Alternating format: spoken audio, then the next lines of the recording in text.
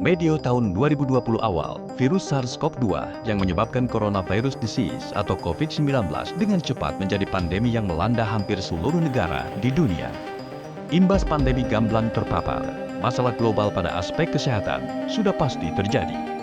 Masalah krusial lain sebagai efek domino adalah sektor ekonomi yang luluh lantak.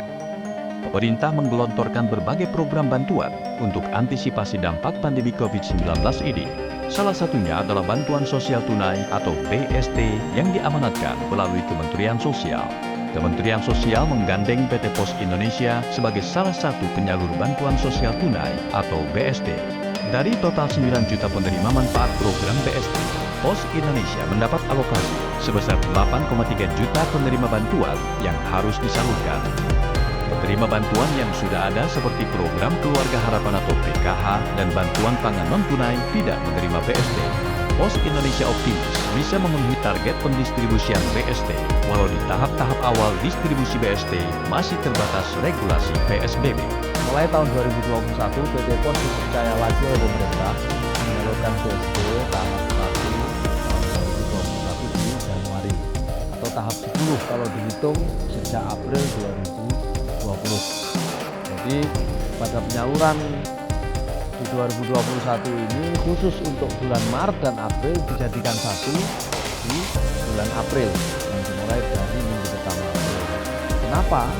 Karena di bulan Maret dilakukan perbaikan data ya, validasi data ulang sehingga ada perubahan-perubahan data di PKS yang tentunya kemudian disalurkan di bulan April ini. Ini merupakan tahap akhir pada bulan Ramadan atau penyaluran ketiga untuk pandemi COVID-19 yang masih tinggi penyebarannya membuat pemerintah melanjutkan pemberian bantuan sosial tunai di tahun 2021. Peluncuran bantuan tunai tahun 2021 dilakukan Presiden Joko Widodo di Istana Negara 4 Januari 2021. Saya perintahkan kepada para menteri, kepada para gubernur, agar mengawal proses penyaluran ini. Agar cepat, bisa tepat sasaran, dan tadi diawasi tidak ada potongan-potongan apapun. Penyerahan bansos tunai atau BST dilakukan PT Pos Indonesia melalui kantor pos dan diantarkan ke rumah penerima bantuan bagi yang sedang sakit, lanjut usia, dan penyandang disabilitas. BST akan diberikan pemerintah selama 4 bulan, sejak Januari hingga April 2021, dengan indeks bantuan sebesar Rp300.000 per KPM per bulan, dengan total anggaran Rp12 triliun.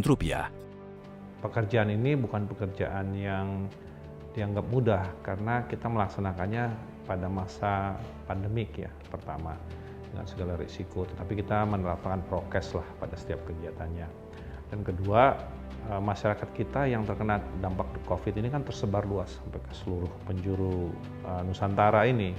Jadi ada tempat-tempat yang memang memerlukan effort tersendiri ya untuk mengerjakannya. Pos Indonesia mengerahkan segala kemampuan untuk bisa menyalurkan BST. Sebanyak 21.000 pegawai pos se-Indonesia siap menyalurkan program BST di tahun 2021 ini. Penyaluran perdana yang dilakukan Pos Indonesia untuk wilayah Jakarta Pusat dilaksanakan di Kecamatan Senen, Kelurahan Kenari. Penyaluran BST di wilayah Jabodetabek dilakukan dengan mekanisme yang telah dilakukan Pos Indonesia sebelumnya. Seperti di Tangerang Selatan ini, penyaluran BST dilakukan di Serpong Utara, Kelurahan Pakulonan, di area SDN 02 Pakulonan. Di Bekasi, dengan mekanisme yang sama, yaitu penerima BST mencairkan bantuan di titik kumpul atau di lokasi komunitas. Protokol kesehatan tetap diterapkan ketat dalam proses pencairan BST yang dilakukan kali pertama di Jabodetabek ini. Akhir bulan Januari, pemerintah meninjau langsung penyaluran BST.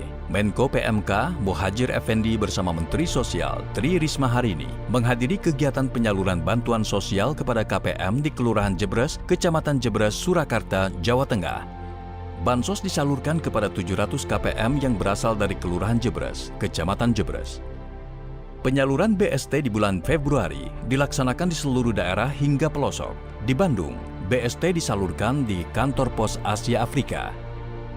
Di medio Februari, rombongan Pos Indonesia menyalurkan BST ke KPM sekaligus pemberian bantuan logistik bagi warga yang terdampak bencana di Purwakarta, Jawa Barat. Penyaluran BST ini dilakukan dengan cara diantarkan langsung ke tempat tinggal warga penerima bantuan. Untuk Jabodetabek, penyaluran BST tahap 2 di bulan Februari juga dilakukan di beberapa daerah, seperti di Depok dan Kemayoran. Sementara untuk wilayah Kabupaten Belitung, tercatat ada 2.717 KPM penerima BST. Seperti halnya daerah Bali dan Labuan Bajo, Belitung juga termasuk daerah dengan potensi utamanya sebagai daerah pariwisata. Masyarakat reaksinya BST ini sangat bermanfaat buat melanjutkan kehidupan mereka di masa pandemi, dan karena ekonomi belum pulih kembali sehingga tenaga kerja juga masih banyak yang dirumahkan, belum kembali lagi ke pekerjaan mereka, sehingga mereka nampaknya masih berharap bahwa BST ini bisa dilanjutkan. Peristiwa bencana alam gempa bumi pada 10 April 2021 lalu berpusat di barat daya Kabupaten Malang. Pendistribusian BST ini dihelat di Desa Kaliuling, Kecamatan Tempur Sari, Kabupaten Lumajang. Penyaluran BST tahap 3 dan 4 ini dihadiri Bupati Lumajang, Tori Kulhak, Wakil Bupati Lumajang Indah Amperawati, dan Direktur Utama Pos Indonesia Faizal Rohmat Jumadi. Pos Indonesia melakukan pembayaran BST ke 53 KPM yang di Lumajang. Pembayaran dilakukan di kantor Desa Kaliuling, Tempur Sari, Lumajang. Harapan tersemat dari warga, bantuan sosial tunai tetap dibutuhkan warga. BST menjadi penolong warga untuk dapat mempertahankan hidup di tengah situasi pandemi yang tidak menentu. Dan tentu saja, bergeraknya uang di tengah masyarakat di berbagai pelosok daerah menghidupkan roda perekonomian di mana pemerintah terus berupaya memompa pemulihan ekonomi nasional.